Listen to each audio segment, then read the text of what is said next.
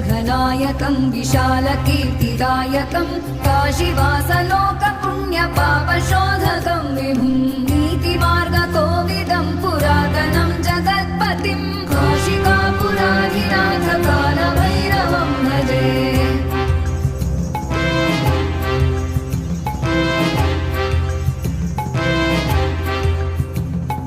कालभैरवाष्टकं पठन्